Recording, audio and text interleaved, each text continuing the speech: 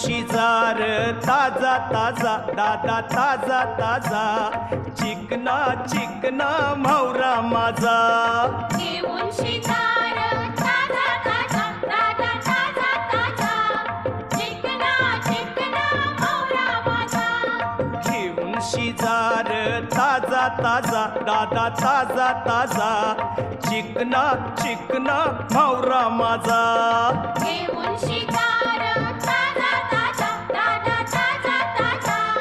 चिकना चिकना म्हावरा माझा